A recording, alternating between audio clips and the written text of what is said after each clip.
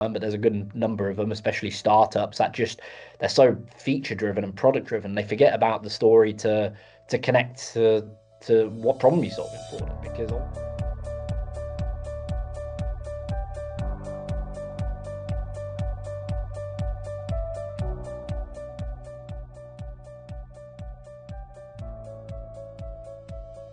take a lot of risk, uh, get on a trend quickly and try it out. They use the tools that are coming out and they try them for themselves and on a personal level. I mean, it's like how you start a business. If you can solve a problem for 3 people, you try and expand that and say, okay, well, if I can solve the problem for 30 people, and a business will think, if I can solve that problem for 3 businesses, how do I solve that problem for 30 businesses? How do I solve it for 300 businesses? How do I solve it for 3,000 businesses? And that's where you get the big titans of industries that are solving a problem for a lot of them. But I mean, those are why these people that are successful and digitally literature will see something and see how people are going to purchase. And I mean, it's like when you look at dashboards at the moment, people are switching towards natural language they want to do things faster. Like, I didn't really realize it, but you want to use an interface where you're getting an answer that you want. Like, a lot of people are becoming a lot less patient having to look through because they want to get the exact answer they want at that moment in time. And I think digital leaders know how to ask. They know how to test the models and test the products and test the plugins and test the tools that are coming out very fast. But B, they get other people to do it and say they can spot a trend of how people are going to buy. I mean, you look at all the businesses that were first on the internet. A lot of them are the ones that are quite dominant on the internet because they keep trialing and testing and working out and figuring out. And I mean, you look at the tools that some of the big companies come out with, like Meta, they're miles ahead. Like, they're not going to come on the market anytime soon. Like, I can't see anyone using VR, but you can definitely see it from the trends. That's the way we're going to go to buy things. And you can see it with Apple Pay. Like, the amount of times I don't really see anyone with a card out or a card present anymore. They're just using their phone. And that's a trend of that finance people spotted quite early on.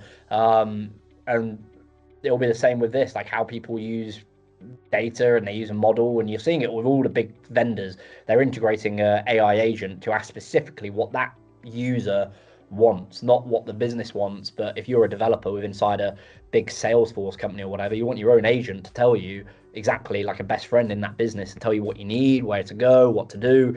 And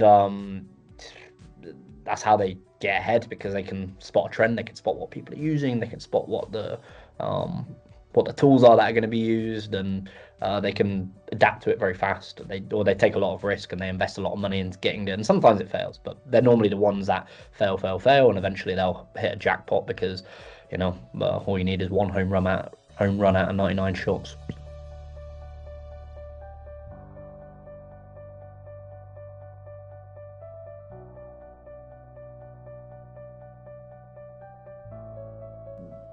Marketing is changing a lot in terms of how people are buying from companies, how they're connecting to a company. There's a lot more faceless brands that I'll buy from and try out their tools and use it, because there's so many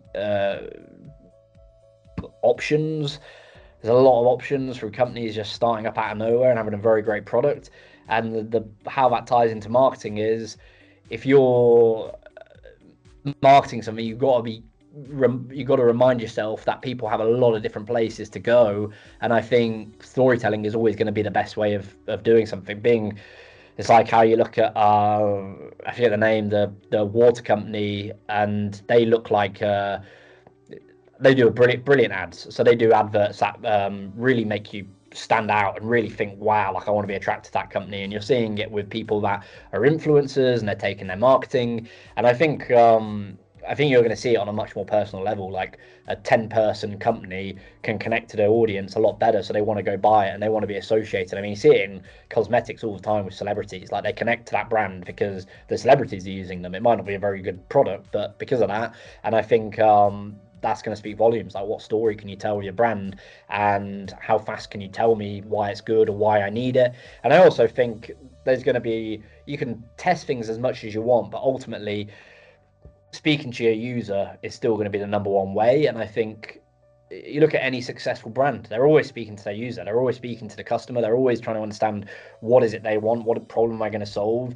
And I think with all this technology, it will just be, it's just helping people make better videos or make better things. But if your marketing in theory is crap and not very good, you're not going to do very well. So I think the future of marketing is going to be what it's always been, which is the person with the best story is going to win the biggest audience, because they're the ones that can I don't really think it relates to technology. It's just the people that use technology are going to be able to tell 10 times as many stories than the person who's not. But I mean, yeah, look at film. Film's getting rubbish at the moment because they're just trying to milk as many films as they can, whereas the people with the films with the best storylines are the ones that become the blockbusters because they've really invested in a very good storyline.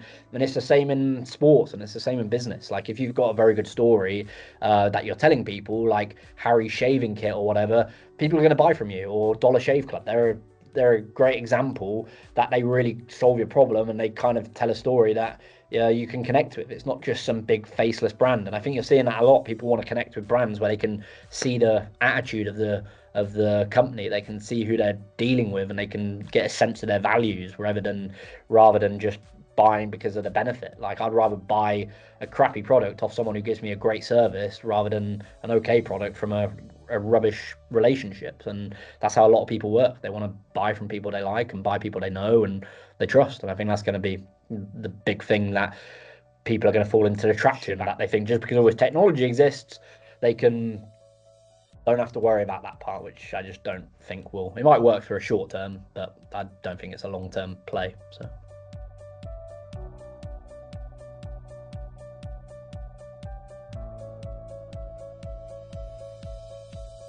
How to go to market with their products. I think people get it very wrong. How to tell a better story, and ironically, not focus on the technology so much. People want to see that you're doing it, but that you're integrating these kind of things and thinking about the customer and thinking about their goals and emotionally selling to them and thinking about how they feel and what the problem you're trying to get over it.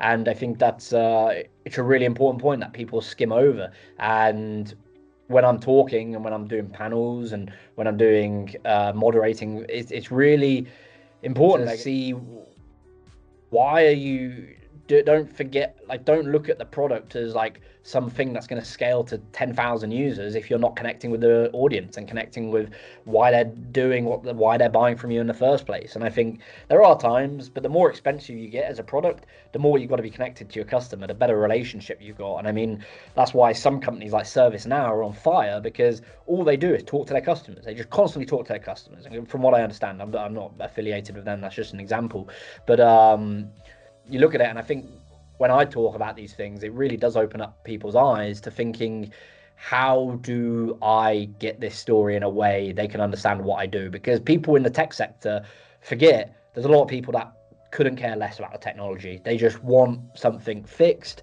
and maybe they've got people within the team like the CIO, CTO, but a big majority of people, like most of my friends, most people I know outside of the tech world, they really are like, wow, like we don't have an idea this happens. And there is that educational piece, but you've got to remember they're your customers, and they're someone buying a holiday to go on a fancy trip and to get the best plane ticket. They don't care how they get that plane ticket at the price they do. It's your job to integrate a better system for them, to learn, understand them better. But at the end of the day, they just want to know, am I going to be in that destination for this time to have a great holiday with no headaches? And I think that's the story you've got to tell them. And maybe you can do that by having a great machine learning model behind it, or a great predictive analytics engine. But ultimately, when they're buying from you in that situation, there's loads like it. If I'm buying a sofa, I don't care how much technology you've got in your business. I care how comfy is it? Is it going to fit in my home? Is it going to create a house for me? Is it going to create a home? And I think people forget that when they look at, especially tech vendors, they forget. Not all the time, but there's a good number of them, especially startups, that just they're so feature driven and product driven, they forget about the story to connect to what problem you're solving for them, because ultimately they really don't care. Like, there's plenty of other options out there. Almost any tool that's available today has a competition, and we'll be able to do it better, cheaper, or faster. So why you go there is because you want a better service and you want them to understand you and you want to really feel heard and listened to. And I think that is a big thing people miss around playing it. And the people that do that have the best relationships, have the best products, and usually make the most money. And I think it's something and add most value to the customer. And I think that's something that's really missed, and I'd really like to help people with, to understand how you can connect with them better, and how to tell that story better, and how to get out of your own head. Like, it's great you've got an engineering team that builds all these features, but when you're at a dinner and when you're understanding them, even in a closed environment, or you're networking with them, you really want to make them feel heard, listened to, what problem you're solving, and that ultimately helps you, because you can think, oh, maybe if they're thinking this way, that customer who also operates in that industry is thinking that way. And usually most people inside the same industry think the same way.